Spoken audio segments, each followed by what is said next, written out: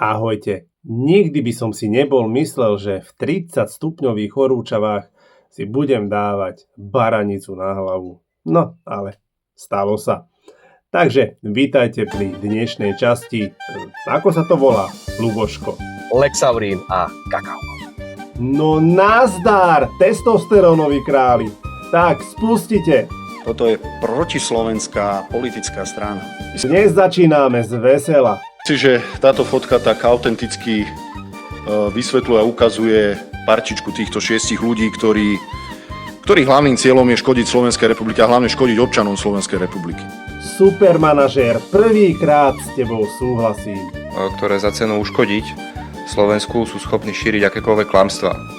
No čo, Mojko, dnes si nemal ťažký obed. Aj s tebou súhlasím. Sú to poslanci, ktorí nerobia v prospech Slovenska, ale proti Slovensku. Za tým si stojím. Poďme si ich pozrieť ešte raz. Pravda jest, ale povedzte už niečo aj na opozíciu alebo na Šimečkovú mamku, lebo ľudia si budú myslieť, že som si vás kúpil. My dobre vieme, že progresívne Slovensko vrátane ostatnej opozície nevedia s nami súperiť v takej tej profesionálnej a odbornej úrovni.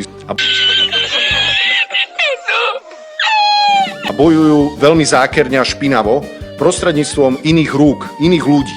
Lebo nemajú na to odvahu, ja by som tak aj po slovensky nazval, že nemajú niečo iné, ale... Čo? Nemáš gule povedať gule? Nemajú na to, aby to vedeli robiť oni, tak používajú na to iných ľudí. Mňa z ľudského hľadiska zaráža, že sa tu progresívne Slovensko a opozícia vytešujú z toho, že došlo k nejakej komplikácii na stavbe v Prešove. Aha, takže ten obed nebol ťažký, bol len nie ľahký.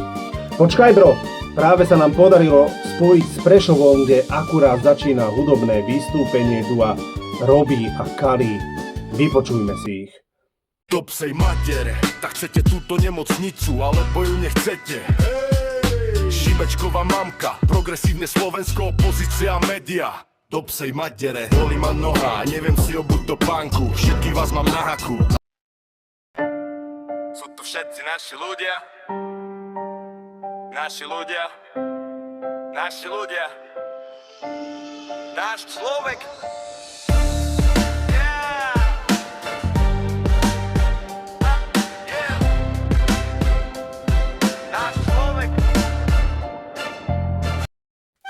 Tak, to bolo duo Robbie a Kali. Neviete, čo sa mu stalo? Tak on bol normálny. Kedy?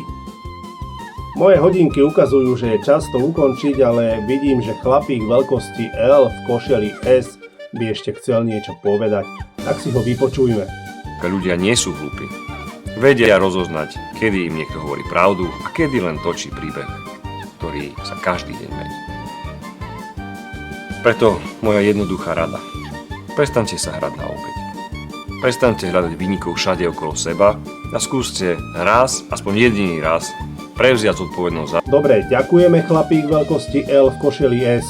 Snáď sa k ním tento odkaz dostane. A už nám zostal len frajer na záver. Čaute. Som si zase zranil nohu a nemôžem obuť normálnu topánku.